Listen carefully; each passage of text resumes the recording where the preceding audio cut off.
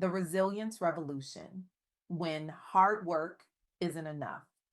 Thank you all for being here today. I'm truly honored to stand before you to share some powerful insights I gained from interviewing the remarkable Cherie Tyler. If you don't know Cherie, you should. She's not just a researcher, she's a force of nature whose groundbreaking work documenting the experiences of Black women in the workforce has fundamentally transformed how we understand systemic barriers in professional environments. Cherie has dedicated her life to illuminating the invisible obstacles that millions face daily. And in doing so, she's created pathways for change that combine both personal resilience and collective action. Her courage in speaking truth to power has made her one of the most important voices in workplace equity today. What I'm about to share may challenge some deeply held beliefs about success in America. We've all heard the narrative: work hard, stay dedicated, and you'll advance. It's the cornerstone of the American dream, isn't it? The promise that effort equals reward, the assurance that merit wins out. But what happens when that formula consistently fails for specific groups of people? What does it mean when the data tells a dramatically different story? Here's a counterintuitive truth that emerged from my conversation with Cherie Tyler. Despite Black women having among the highest labor force participation rates of any demographic in America, often exceeding other groups, this extraordinary commitment to work has not translated into job security or pay equity. In fact, recent data shows Black women are losing jobs at alarming rates, even as the economy adds positions overall. This disconnect reveals something profound about our systems, something that challenges the very foundation of what we believe about merit and advancement. The truth is that hard work and resilience alone do not guarantee fair treatment or advancement in today's workforce. This isn't just an opinion, it's what the numbers tell us. It's what the lived experiences of millions confirm every single day. Let me share three key insights from my interview with Cherie that illuminate this reality.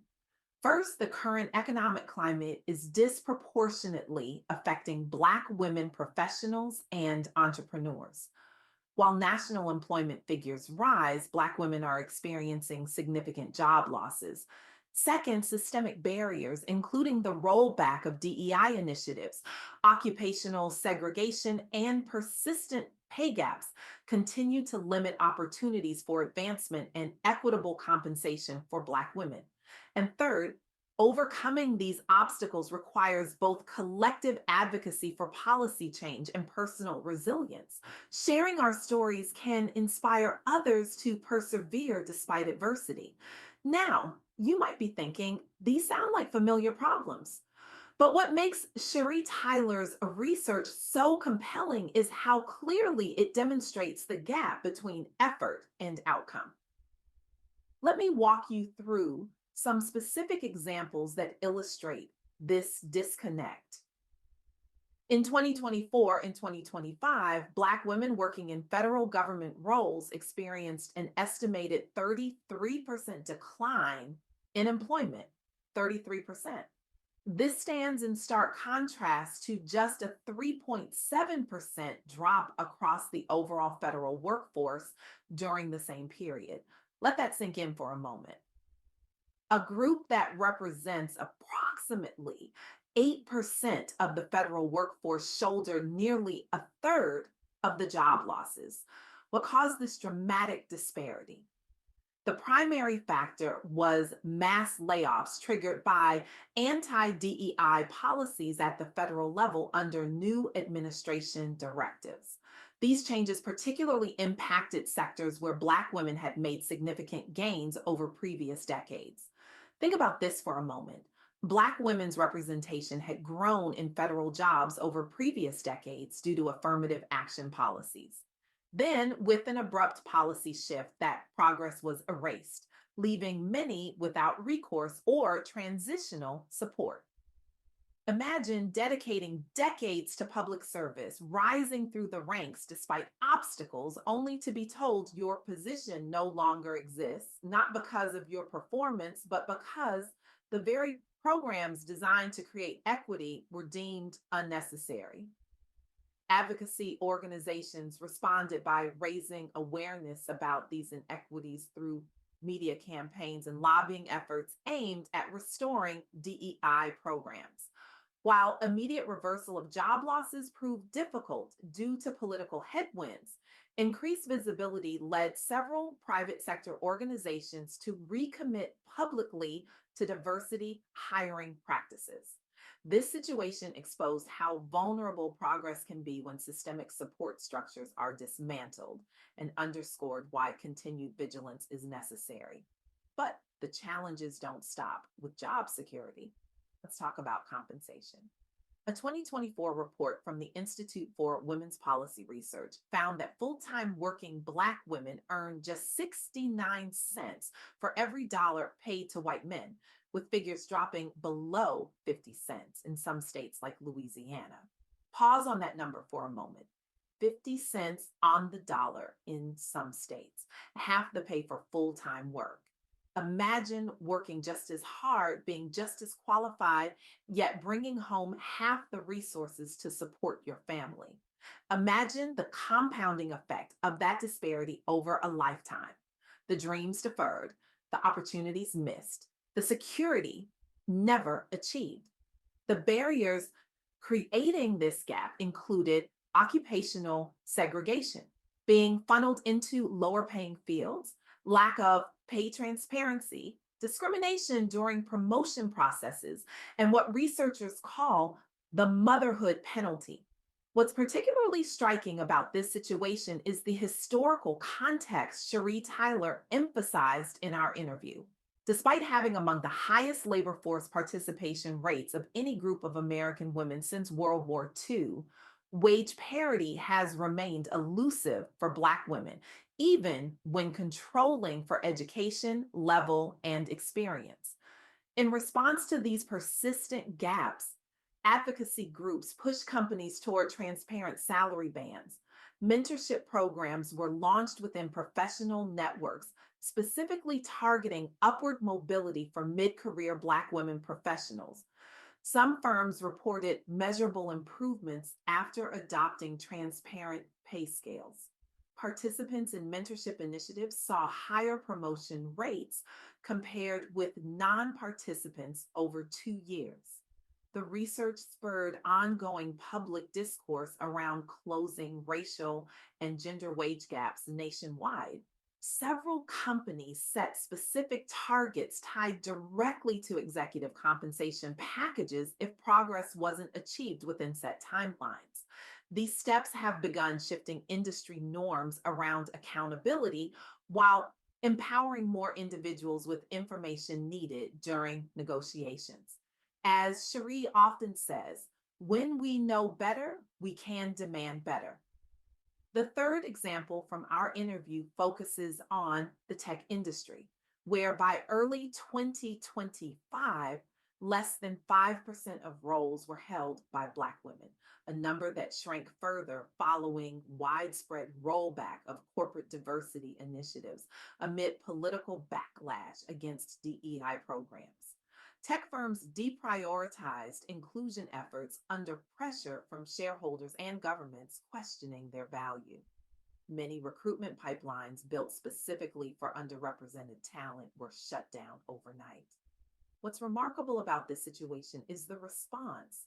Grassroots coalitions formed among affected employees who organized virtual career fairs focused on connecting displaced talent with startups committed openly to inclusive growth models. Several hundred laid off workers secured new positions through these alternative channels within 6 months, demonstrating community driven solutions effectiveness even when institutional support erodes. Black technologists have long battled isolation inside Silicon Valley giants, but saw real gains during peak years between 2018 and 2021 when robust funding flowed into DEI programming. before its sudden reversal following the 2022 elections. Newly formed collectives publish best practice guides now used widely across smaller tech firms seeking sustainable approaches beyond performative gestures. This episode highlighted both fragility and adaptability of marginalized communities facing shifting corporate priorities. As Maya Angelou famously said, you may encounter many defeats, but you must not be defeated. This sentiment captures the essence of what Cherie Tyler's research reveals: the extraordinary resilience required of Black women navigating professional spaces not designed with them in mind. Now, you might be wondering why this matters to everyone in this room, regardless of your background. Here's why. When we allow systems to consistently undervalue and exclude talented individuals based on demographics rather than merit, we all lose. We lose innovation, we lose perspective, we lose the full potential of what our workplaces and society could achieve. The data from Cherie Tyler's research points to a fundamental truth: our systems are not neutral. They were designed by people with specific perspectives and biases, and they continue to operate in ways that advantage some and disadvantage others, regardless of individual effort or talent. This isn't just a Black women's issue, it's a systemic issue that affects our entire economy and society. So, what do we do with this information? How do we move forward? First, we must acknowledge that resilience alone is not enough. As Cherie Tyler emphasized in our interview, individual grit cannot overcome systemic barriers. We need both personal strength and structural change. Second, we need to recognize that transparency creates accountability. When organizations are required to publish pay data, track promotion rates, and measure retention across demographics, disparities become harder to ignore or explain away. Third, we must build networks of support that don't rely exclusively on existing systems.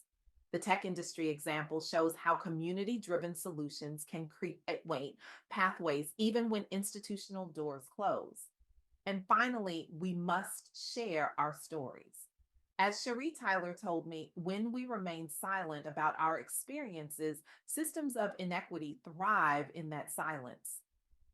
I want to leave you with this. We stand at a crossroads. We can continue to perpetuate the myth that hard work alone guarantees success, or we can confront the reality that our systems are designed to advantage some and disadvantage others, regardless of individual merit. The choice is ours.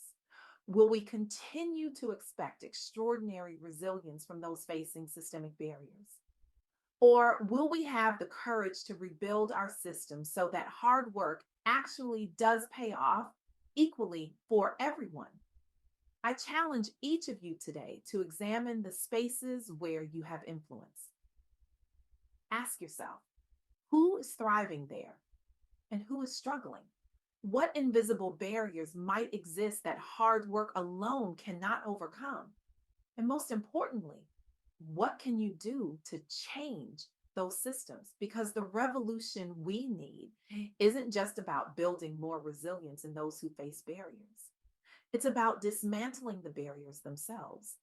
It's about creating workplaces and communities where dedication translates to advancement regardless of demographics. The time for incremental change has passed. The data is clear. The stories are powerful. Now, we must act with urgency and purpose to create the equitable world we claim to believe in.